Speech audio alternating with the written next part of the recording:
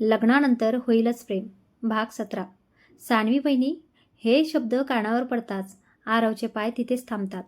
तो काही विचार करायच्या आतच त्याला सानवीचा आवाज ऐकू येतो. एवढा कन्फ्यूज असूनही सानवीचा आवाज कानावर पडताच त्याच्या चेहऱ्यावर आपोआप हसू उमटतं. तेव्हाच त्याला कळतं की प्रियंका आणि सानवीचा व्हिडिओ कॉल सुरू आहे. आरव प्रियंकाला दिसणार नाही अशा पद्धतीने बाजूला उभा राहतो. परत डिटेक्टिव्ह मूड सुरू. तेवढ्यात सानवी म्हणते, अगं प्रियंका, उलट मी तुला थँक्स बोलायला हवं. तुझ्यामुळे मला आरवचा वाढदिवस आहे हे कळलं. हे ऐकताच आरव हसतो आणि मनातच विचार करू लागतो. ओके, म्हणजे प्रियंकाने सांगितलंय सानवीला, म्हणजे सानवीने माहीला तिच्या फिलिंग्स सांगितल्या. तसं बेस्ट फ्रेंड म्हणून प्रियंकालाही सांगितलंय की काय? काय करू मी या मुलीचं? तिला माहीत आहे माझं या लोकांशी फारसं पटत नाही. तरी माझी एवढी मोठी गोष्ट तिने इतक्या लवकर सगळ्यांना सांगितली. त्याला थोडासा राग येतो. पण ठरवलं तरी सानवीवर जास्त वेळ चिडून राहणं त्याला शक्य नसतं. तो तिथेच शांतपणे उभा राहून त्यांचं बोलणं ऐकू लागतो. तेवढ्यात प्रियंका म्हणते, पण थँक्स सानवी, आज तुझ्यामुळे दादाचा वाढदिवस साजरा झाला. ऑफिसमधून घरी आला तेव्हासुद्धा खूप खुश होता. आज तुझ्याशी बोलून त्याला किती बरं वाटलं त्याच्या चेहऱ्यावरूनच दिसत होतं. नाहीतर रोज बेडरूममध्ये तुझा फोटो बघत बसतो, रडतो आणि त्या फोटोसोबत बोलत असतो. आरवच्या चेहऱ्यावर अक्षरशः असा भाव येतो. बाप रे, म्हणजे प्रियंकाने माझं हेही ऐकलं. तो मनातच कपाळावर हात मारतो.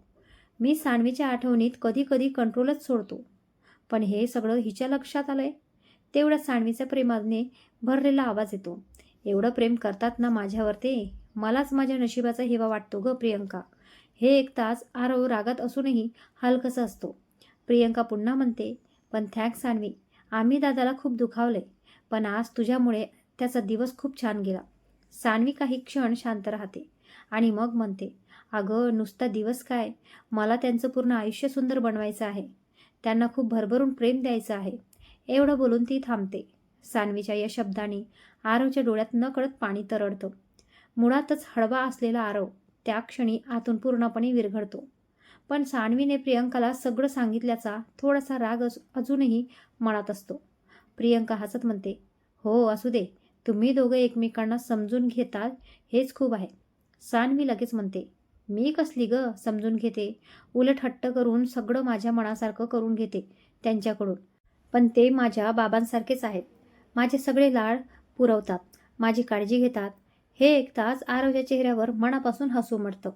हो बच्चा, तुझे सगळे नखरे मीच तर सहन करतो, तो मनातच म्हणतो. तेवढ्यात प्रियंका म्हणते, अगं पण तुझा प्रत्येक हट्ट तो खुश राहावा म्हणूनच असतो ना वेडे. आणि एवढं सगळं झालं तरी मला सांगावंसं वाटलं नाही तुला. आपण मैत्रिणी आहोत हे विसरलीस का? हे ऐकताच आरव पुन्हा गोंधळतो. म्हणजे सानवीने प्रियंकाला सांगितलं नाही? मग प्रियंकाला माझ्याबद्दल एवढं कसं माहीत? बेडरूममध्ये बोलताना मी कधी तिचं नाव घेत नाही, फक्त बच्चा म्हणतो. मग हिला कसं कळलं? सानवी हळू आवाजात म्हणते, काय ग बस ना आता, कुठून तरी कळलं ना तुला. आणि बरं झालं कळलं. माझ्या आरवचा वाढदिवस तरी चांगला झाला बघ. माझंच प्रेम कधी कमी पडलं. मला साधा त्यांचा वाढदिवससुद्धा माहीत नसावा. सानवी स्वतःला दोष देताना ऐकून आरवच्या मनाला चटका लागतो. बिचारी एवढं प्रेम करते आणि तरी स्वतःलाच दोष देते. प्रियंका हसत म्हणते, हो वहिनी, पण तुम्ही कुठे कबूल करत होतात की तुम्ही दादावर प्रेम करता? बरं झालं मी त्यांच्या फोनच्या स्क्रीनवर तुमचा फोटो बघितला म्हणून तुमच्याकडून कबूल करून घेतलं. नाहीतर रोज त्यांच्या गप्पा ऐकून विचार करायचे की ही नक्की कोण आहे. त्यांना विचारायची हिंमत तर माझी नव्हतीच. पण तुमचा फोटो बघून खूप बरं वाटलं. कसं का होईना माझा दादा खुश आहे, हेच माझ्यासाठी महत्त्वाचं आहे. सानवी प्लीज, त्यांना सोडून जाऊ नकोस हा. त्यांना नाही सहन होणार. हे ऐकताच आरवच्या मनात प्रियंकाबद्दल प्रेम आणखी वाढतं. हिला खरंच माझी किती काळजी आहे. तेवढ्यात सानवी ठाम आवाजात म्हणते, ओ ननदबाई, मी पण कुठे जाणार नाही आणि तुम्हालाही कुठे जाऊ देणार नाही. मला माझ्या आरवला नुसतं खुश नाही बघायचं, तर त्याला समाधानी बघायचं आहे. त्याची फॅमिली तर त्याला परत मिळून द्यायची आहे. ते कितीही नाही म्हणाले तरी तुमच्या सगळ्यांवर खूप प्रेम करतात. काही काळजी करू नकोस. जसा त्या हिटलरमधून मला माझा आरव मिळाला, तसंच तुला तुझा दादा, आत्यांना त्यांचा मुलगा आणि नीलू दादाला त्याचा भाऊ नक्की मिळेल. नक्की आपलं घर एकत्र येईल, हा माझा शब्द आहे. आणि तेही मी आज सेलिब्रेशनसाठी हट्ट केला ना, तसा हट्ट करून नाही, सगळं प्रेमाने ठीक होईल. सान्वीचे हे शब्द ऐकून आरवच्या डोळ्यातून अश्रू वाहू लागतात. प्रियंकाच्याही डोळ्यात पाणी येतं.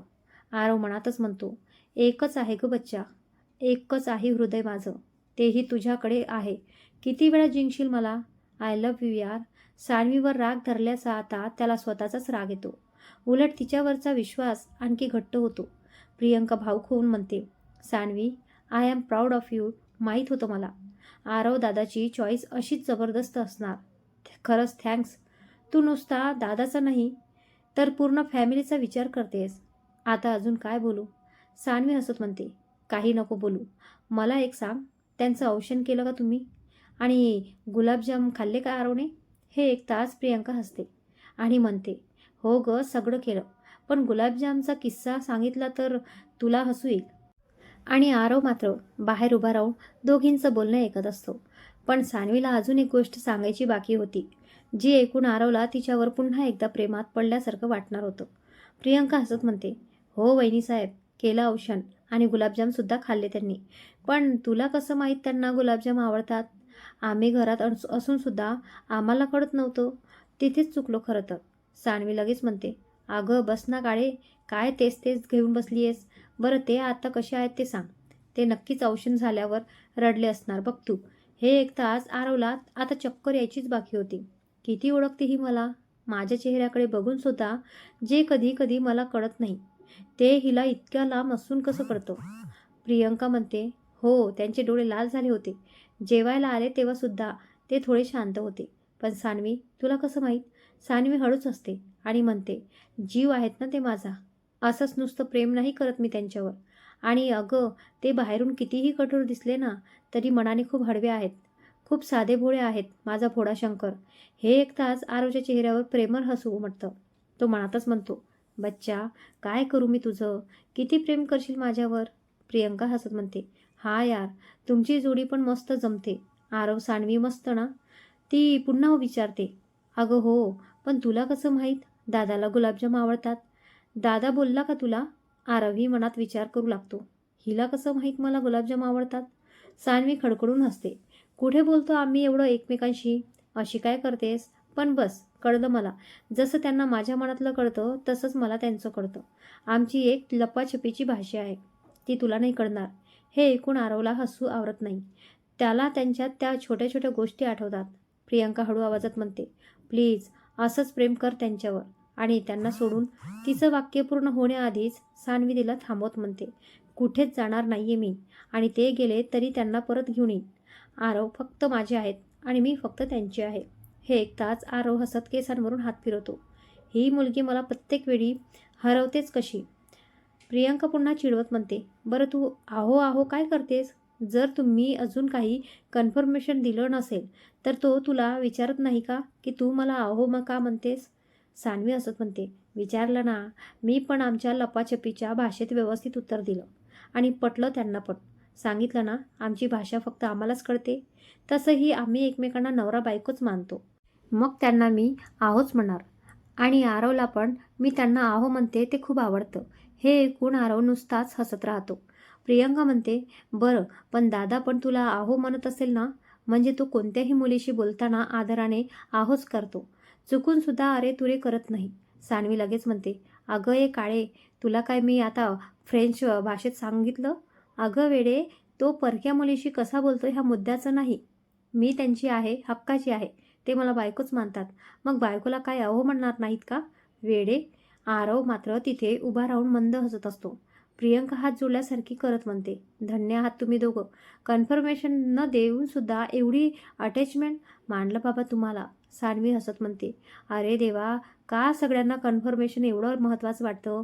माहीनेही शाळेत मैत्रिणींना असंच सांगून ठेवलंय. सगळ्या मला चिडवतात. अगं, आमच्या नात्यात प्रेमापेक्षा विश्वास खूप आहे एकमेकांवर. उलट कन्फर्मेशन न देता आम्ही आमची ही लपाछपी एन्जॉय करतो. तुला कसं सांगू? हे ऐकून आरव चक्क लाजतो. प्रियंका लगेच मिश्किलपणे म्हणते, काय एन्जॉय करता गं? आणि Saanvi, please don't tell me तुम्ही कन्फर्मेशन शिवाय रोमॅन्ससुद्धा करता. आणि तसंही दादा आणि रोमॅन्स, नो चान्स. आरवचा चेहरा एकदम आश्चर्यचकित होतो. काय बहीण आहे माझी? तो मनातच म्हणतो. सान्वी हसत म्हणते, का? ते पण माणूसच आहेत ना. हिटलर असेल तरी त्यांना काय इमोशन्स नाहीत का? प्रियंका आश्चर्याने म्हणते. म्हणजे? सानवी लाजत म्हणते. अगं गप गप बस मूर्ख. एवढा काय हाय लेवलचा रोमॅन्स नाही करत आम्ही. पण तुझा दादा किती आगाऊपणा करतो ना ते मलाच माहीत आहे. हे ऐकताच आरवने अक्षरशः डोक्यालाच हात लावला. तो मनातच म्हणतो, सानवी प्लीज अजून पुढे काही सांगू नकोस. पण प्रियंका कुठे थांबणार होती. ती लगेच विचारते, अजून काय काय करता? सानवी क्षणभर गप्प होते. मग लाजतच म्हणते, तू जा आता झोप, मी ठेवते फोन. एवढ्यात प्रियंकाला आपल्या पाठीमागे कोणीतरी उभं असल्याचा भास होतो. ती हळूच मागे वळून पाहते आणि तिच्याच नजरेसमोर जे दिसतं ते पाहून तिच्या चेहऱ्यावरचे भावच बदलतात. कारण तिच्या अगदी मागे आरव उभा होता. झालं. प्रियंकाला फक्त एक सावली दिसली. त्यामुळे तिने फोन तसाच हातात ठेवला. सानवीला वाटलं, ही अजूनही रोमॅन्सवरून मला चिडवेल आणि बोलतं करेल, म्हणून तिनेच फोन कट केला. प्रियंका बाल्कनीमधून हॉलमध्ये आली आणि समोरचं दृश्य पाहून तिला दरदरून घाम फुटला. आरव हाताची घडी घालून निर्विकार चेहऱ्याने तिच्याकडे बघत उभा होता.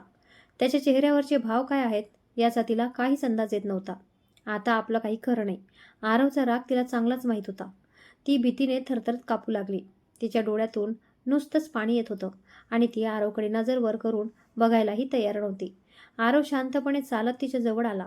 आता सटकन कानाखाली बसेल या भीतीने प्रियंकाने डोळे घट्ट मिटून घेतले. ती नुसती थरथरत उभी होती. पण पुढच्या क्षणी जे घडलं त्याची तिला अजिबात कल्पना नव्हती. आरवने तिला घट्ट मिठी मारली आणि स्वतःच रडू लागला. प्रियंका जवळजवळ 2 मिनिटं पूर्णपणे स्तब्ध झाली. हे काय होतंय? तिला काहीच कळत नव्हतं. आरवची मिठी अजूनही तशीच होती. हळूहळू तिला परिस्थितीची जाणीव झाली आणि तिची भीती थोडी कमी झाली. तिनेही आरवला घट्ट मिठी मारली. दोघेही काही न बोलता रडत राहिले. जवळजवळ 5 मिनिटांनी दोघं थोडे शांत झाले. तरी प्रियंकाच्या चेहऱ्यावरचे प्रश्न तसेच होते. मनातली भीती पूर्णपणे गेलेली नव्हती. आरवने तिला सोफ्यावर बसवलं आणि तिच्या हाताच्या पाण्याचा ग्लास दिला. प्रियंकाने घटाघट पाणी प्यायला, पण तिचे हात अजूनही थरथरत होते. तिची अवस्था पाहून आरव हळू आवाजात म्हणाला, प्रियंका रिलॅक्स, मी तुला खाणार नाहीये, प्लीज घाबरू नकोस, मी सगळं ऐकलंय. प्रियंका त्याच्याकडे अशा प्रश्नार्थक नजरेने बघत राहिली. आरव तिच्याकडे बघत हलकंसं हसला आणि म्हणाला, शांत हो. तुझ्या वहिनीने तुला शब्द दिलाय ना, तुला तुझा दादा परत येईल म्हणून. मग तिचा शब्द पूर्ण करायला मलाच मदत करायला हवी ना. असं म्हणत त्याने भुवी उडवत तिच्याकडे पाहिलं. प्रियंकाच्या चेहऱ्यावर नकळत हसू आलं. तिची भीती थोडी कमी झाली. आरवने मात्र डोक्याला हात लावला आणि म्हणाला, प्रियंका प्लीज क्लॅम डाऊन. बघ आता तुझ्या वहिनीची इच्छा आहे तुला तुझा दादा परत मिळावा. पण तुला जर तुझा दादा नको असेल तर राहू दे. असं म्हणत तो उठला आणि आपल्या रूमकडे जायला निघाला. प्रियंकाने लगेच त्याचा हात पकडला. आरवने मागून वळून तिच्याकडे पाहिलं. तिच्या डोळ्यात पुन्हा पाणी होतं. त्याने काहीही न बोलता हात पसरले आणि तिला पुन्हा मिठीत घेतलं. यावेळी प्रियंकानेही त्याला घट्ट मिठी मारली. काही क्षणांनी आरव तिला सोफ्यावर बसवत तिच्या बाजूला बसला आणि शांत आवाजात म्हणाला, मी सगळं ऐकलंय प्रियंका, आता तरी शांत हो. मला काहीच प्रॉब्लेम नाही. आता मात्र प्रियंकाला थोडं सुरक्षित वाटू लागलं. ती हळू आवाजात म्हणाली, दादा मी खूप दिवसांपासून बघते. तू गेल्या वर्षी गणपतीला गावी गेलास ना, तेव्हापासून तुझ्यात खूप बदल झालेला आम्ही बघत होतो. पण तू आणि प्रेम, एवढं बोलून ती अचानक जीभ चावते आणि आरवकडे बघते. आरवच्या चेहऱ्यावर हलकंसं हसू येतं. तो मान हलवत तिला पुढे बोलण्याची खूण करतो. प्रियंका पुढे म्हणते, नंतर तू गावावरून आलास आणि मी तुला सानवीबद्दल विचारलं होतं. तेव्हासुद्धा तू लाजला होतास. तेव्हाच मला संशय आला होता, पण खरं वाटत नव्हतं. आणि तसंच एक दिवस मला तुझ्या रूममधून कोणाशी तरी बोलण्याचा आवाज आला. मला वाटलं कॉल असेल कोणाचा तरी, म्हणून मी लक्ष दिलं नाही. पण तेवढ्यात तुझा आवाज रडवलेला झाल्यासारखं वाटला, म्हणून मी रूममध्ये डोकावलं. तुझ्या हातात मोबाईल होता, पण मोबाईलच्या स्क्रीनवर काहीच दिसत नव्हतं. मला वाटलं व्हिडिओ कॉल चालू असेल, पण समोरून काहीच आवाज येत नव्हता. नंतर कळलं की तू मोबाईलमध्ये कोणाचा तरी फोटो बघून रडत होतास. आरव शांतपणे तिचं बोलणं ऐकत होता. प्रियंका पुढे म्हणाली, तेव्हा मला खूप वाईट वाटलं. कारण जर तू खरंच एखाद्या रिलेशनशिपमध्ये असतील तर डायरेक्ट कॉलवर बोलशील ना, असा फोटो बघून का रडशील? मग मला आणि निलेश दादाला वाटलं की तू कदाचित एकतर्फी प्रेमात आहेस. उगाच तिथेही तू डिसअपॉइंट होऊ नकोस, म्हणून आम्ही त्या मुलीचा शोध घ्यायचं ठरवलं. हे ऐकताच आरवच्या चेहऱ्यावर पुन्हा असा भाव आला. निलेशला सुद्धा माहीत होतं. त्याला विश्वासच बसत नव्हता. प्रियंका लगेच म्हणाली, सॉरी दादा, पण मला काहीच सुचत नव्हतं. म्हणून मन हलकं करायला निलेश दादाला सगळं सांगितलं. तिचं बोलणं ऐकून आरवच्या मनाला चटका लागला. मी तिचा भाऊ आहे, पण तिच्या आयुष्यात काय चाललंय हे मला माहितीही नव्हतं. मी माझ्यातच विश्वास इतका हरवून गेलो होतो की भाऊ म्हणून कुठेतरी कमी पडलोय. पण चेहऱ्यावर मात्र त्याने काहीच दाखवलं नाही. उलट हलकंसं हसत तो म्हणाला, मग माझ्या मोबाईलवरच्या वॉलपेपरवर सानवीचा फोटो बघून तू डायरेक्ट तिलाच विचारलंस. मला विचारायची हिंमत नव्हती का? एवढा परका झालो होतो का मी तुझ्यासाठी? निलेशकडे जाऊन सगळं सांगू शकतेस, पण मला एकदा विचारू शकत नव्हतीस? प्रियंका घाबरून लगेच म्हणाली, नाही दादा प्लीज, आता तरी गैरसमज करून घेऊ नकोस तू. माझ्यासाठी कधीच परका नव्हतास, पण मला तुझी खूप भीती वाटत होती. आरवच्या चेहऱ्यावर हलकंसं स्मित आलं. म्हणून सानवीला विचारलंस? आणि तिने लगेच सगळं कबूल केलं. प्रियंका लगेच म्हणाली, दादा प्लीज, माझं पूर्ण ऐक ना. आरव शांतपणे म्हणाला, ओके बोल तू. प्रियंका खोल श्वास घेत म्हणाली, मला माहीत होतं सानवी सहजासहजी काहीच सांगणार नाही. तरी मी तिला फोन केला, पण तिचा फोन बंद येत होता. म्हणून मी माहीला कॉल केला सानवीशी बोलण्यासाठी. तेव्हा तिला प्रियंका अचानक थांबते. आरव तिच्याकडे प्रश्नार्थक नजरेने बघतो. मग म्हटलं सानवीचा फोन बंद आहे. तशी ती पटकन बोलली, का बंद आहे ते तुझ्या दादाला विचार. आरव म्हणतच, हेही माझंच करतोय. प्रियंका पुढे सांगू लागली. आणि तिथेच माही फसली. मग मी सानवीला काहीच न विचारता माहीला थोडं ब्लॅकमेल केलं. तशी ती माझीही मैत्रीण आहे. मग सगळं सांगितलं तिने. पण सानवीला अजून माहीत नाही की माहीने मला सगळं सांगितलंय. नाहीतर सानवी जीव घेईल तिचा. हे ऐकून दोघीही हसू लागले. प्रियंका म्हणाली, दादा, माही सांगत होती सानवी तुला किती मिस करते ते. खूप प्रेम करते रे तुझ्यावरती. आरव हसत चेहऱ्यावर हात फिरवतो. मग अचानक त्याच्या लक्षात एक गोष्ट येते आणि तो विचारतो, जर सानवीला माहीत नाही की माहीने तुला सांगितलंय किंवा तुला सगळं माहीत आहे, मग आता फोनवर डायरेक्ट तिला वहिनी कशी बोललीस? प्रियंका त्याच्याकडे बघत असते. खरंच एखाद्या CID ऑफिसरसारखं डोकं चालतं तुझं. कसं अडकवून टाकतोच बोलण्यात.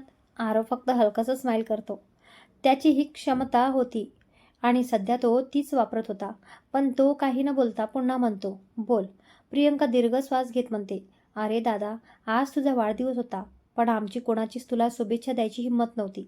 म्हणून म्हटलं, आम्ही नाही पण सानवी तरी तुला शुभेच्छा देऊ शकते ना. तेवढ्यातच तू खुश होशील. म्हणून मी मामीच्या फोनवरून तिला फोन केला. आधी जरा ब्लॅकमेल करत तिच्याकडून सगळं काढून घेतलं आणि नंतर तिला सांगितलं की आज तुझा वाढदिवस आहे. मग तिनेच आम्हाला सांगितलं, माझ्या आरवचा वाढदिवस मस्त सेलिब्रेट झाला पाहिजे आणि तूही हो म्हणशील असा विश्वास तिनेच दिला. म्हणून मी आणि निलेश दादाने तयारी केली.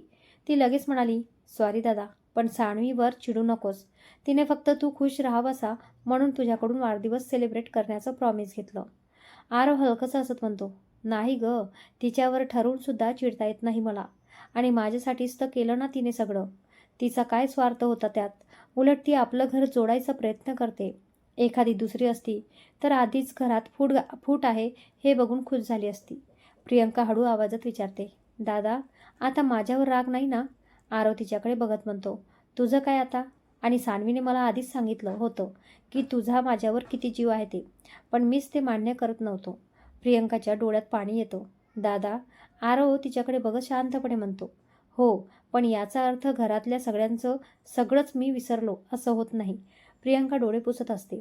जाऊ दे, मला माझा दादा भेटला तेच खूप आहे, असं म्हणत ती त्याला घट्ट मिठी मारते. आरवही तिला जवळ घेतो आणि म्हणतो, माझ्या सानवीमुळे भेटलाय तुला तुझा दादा, विसरू नकोस. प्रियंका हसत म्हणते, हो रे बाबा. आरव लगेच तिला बजावतो. आणि अजून एक नीट एक, आपल्यात आत्ता जे काही बोलणं झालंय ना ते सानवीला कळणार नाही, ओके? प्रियंका हसत म्हणते, हो रे, तसंही मी जर तिला सगळं सांगितलं तर आपल्या लपाछपीचा अर्थच काय राहिला? दोघेही हसतात. आरव पुन्हा विचारतो, आणि घरात? प्रियंका म्हणते, सध्या तरी कोणालाच कळणार नाही, पण निलेश दादाला माहीत आहे. आरव फक्त असं म्हणतो. प्रियंका त्याच्याकडे प्रेमाने बघत म्हणते, खूप बरं वाटलं दादा, तू बदललास हे बघून. खरंच किती ताकद असते ना प्रेमात. एवढं बोलून ती थोडी लाजते. आरवच्या नजरेतून तिचं लाजणं सुटत नाही. तो तिच्याकडे टक लावून संशयाने बघतो. प्रियंका लगेच भानावर येते आणि म्हणते, चल दादा, बाय, गुड नाईट, झोप आता, आणि थँक्स अगेन. आरव काही न बोलता तिच्या कपाळावर हलकंसं किस करतो आणि आपल्या खोलीत निघून जातो. प्रियंका आज अक्षरशः 7व्या आसमानावर असते. सान्वीवर तर तिचं मनापासून प्रेम आणि आदर आणखी वाढलेला असतो. तिच्यामुळे तिला तिचा दादा परत मिळाला होता. तिच्या घराला पुन्हा एकत्र आणण्याचा प्रयत्न ही सान्वीच करत होती. एका मुलीला तिच्या माहेराकडून यापेक्षा मोठी गोष्ट आणखी काय हवी असणार. ती मनोमन सान्वीला खूप दुवा देत होती. इकडे आरवही आज खूप खुश होता.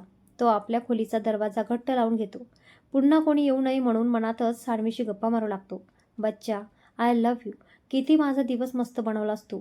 आणि तू आहेस मग माझी लाईफ सुंदर होणारच ना वेडे. किती विचार करतेस ना माझा, माझ्या फॅमिलीचा, माझ्या मित्राचा, आणि तरीही म्हणतेस मी कमी पडते म्हणून. वेडू आहेस तू. आज उलट तुझ्यामुळे मला माझी बहीण भेटली. I love you. खूप आठवण येते तुझी. काय बोललीस? भोळाशंकर. वेडी नुसती. आणि समोर आलीस की नुसती लाजतेस. वेडी. थँक यू अगेन मेरी जान. I love you. असं म्हणतो फोनमध्ये सेव्ह केलेली सान्वीची व्हिडिओ कॉलची रेकॉर्डिंग पुन्हा ऐकू लागतो. तिचं लाज न पाहून तो नुसता हसत राहतो. मनात म्हणतो, काय राणी, एवढी लाजतीयस तर कसं होईल माझं. पण मी सुद्धा या कन्फर्मेशनपेक्षा आपली लपाछपी खूप एन्जॉय करतोय. असं सान्वीचे आभार मानत, तिचा आवाज ऐकत आणि चेहऱ्यावर मोठी स्माईल घेऊन आरव झोपी जातो. दुसऱ्या दिवशी सकाळी प्रियंका निलेशला रात्रीचं सगळं सांगते. ते ऐकून निलेशही खूप खुश होतो. प्रियंकाला जसा तिचा दादा परत मिळाला तसाच कदाचित आपलाही भाऊ आपल्याला परत मिळेल अशी एक छोटीशी आशा त्याच्या मनात निर्माण होते. सान्वीबद्दलचा त्याचा आदर आणि अभिमान आणखी वाढतो. इकडे आरवही समीरला सगळं सांगतो. प्रियंका आणि आरवमध्ये झालेला संवाद, सान्वीने दिलेला शब्द आणि तिच्यामुळे आरवच्या आयुष्यात पुन्हा एक नातं जुळलं हे ऐकून समीरलाही खूप बरं वाटतं. बहिणीला पुन्हा जवळ मिळण्याचा आनंद काय असतो हे समीरने स्वतः अनुभवलं होतं. त्यामुळे सान्वीने आरवसाठी जे केलं होतं त्याची किंमत त्याला चांगलीच कळत होती. आता सान्वी फक्त आरवचीच नाही तर त्या सगळ्यांचीच लाडकी झाली होती.